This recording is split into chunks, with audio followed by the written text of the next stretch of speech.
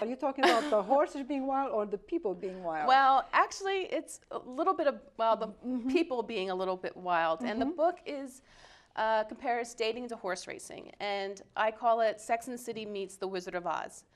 And it's pretty much about dating is a gamble, dating is a game, and you have to play the game in order to win, and you have to be a champion in order to find a champion.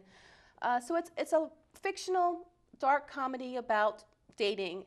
And the idea of Wild Horses is to kind of step offside the track and be yourself and find the love of your life by just being who you are instead of having to play the game. And so a wild horse is like the opposite of a racehorse. It's somebody who's doing their own thing and being their own person.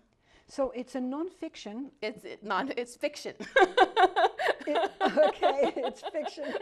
Because when I read, I'm like, there's a lot of here that it's real stuff. It's real issues and it's real things that people go through when they're dating that they may not be thinking about. But when you read the book, and it's a fictional story, it's basically a dream sequence, most of the book.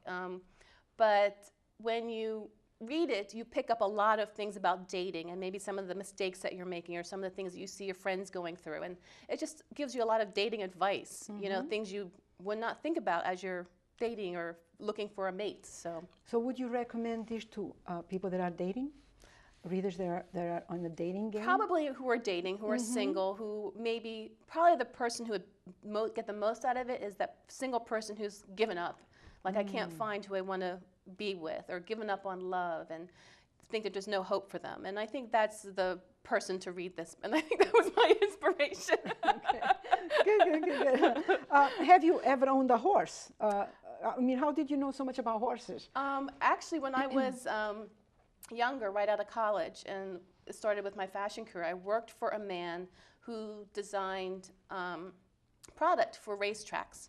And I got to go to the Belmont Stakes, I got to go to the Preakness, I got to spend a week at Saratoga and be around the racetrack or horse racing environment. So I got to learn a lot about horse racing from just being there, being at the track, and actually spend some time at the backside here at Portland Meadows and just got a whole feel for the horse racing sport and learned a little bit about gambling and betting. And so it was kind of like a lifelong thing that that I kind of associated with one time, yeah. So Janie O'Neill, the character in this book, is it a little bit you? There are parts of it that are me. It's probably a big part of it is me. But I think I'm a little bit of every character. Everybody goes through phases in their life with dating and relationships that sometimes you're a little lost, sometimes you're the hopeless romantic, sometimes you're the one who just is driven to get married, or sometimes you get angry at the world. And I think within different parts of your life, you're different characters. So there's a little bit of me in her and her friends, and a lot of the men in the book, or the male characters in the book, are unfortunately men who have come in and out of my life at some point or another. So it's not specifically one-sided or one person. There's a little bit of everybody in each character.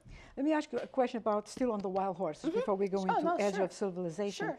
What is handicapping? Because handicap is handicapped, right? Handicapping is pretty much learning. I'm not really an expert or know the exact definition, but handicapping is knowing like the tools to pick a winner, or knowing tricks to understand the race. And so a handicapper for horse racing will look at, you know, a horse's pedigree or the horse's speed, or look at their race history and look at all the aspects of the horse before they make a gamble. So for dating, it's pretty much the same philosophy. Before you even start dating somebody, you'd want to look at, you know, maybe their family or who they've dated before in the past, or, you know, do they start off fast? Are they fast? Are they slow? Do they take care of their grooming? There's a lot of things that you'd want to handicap. That is so cool. I love that. So that in order to make a bet, you know, you think of this person, I've done all my research, I've handicapped them, they're a champion, you know, and therefore... Yeah, you don't want to date a dirty horse. or a loser. Or a loser, yeah, that's it.